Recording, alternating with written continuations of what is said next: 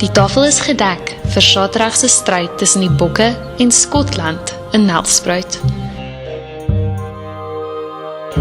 Die bokspan was egter gister in ligte luim en het stoom op die golfbaan afgeblaas.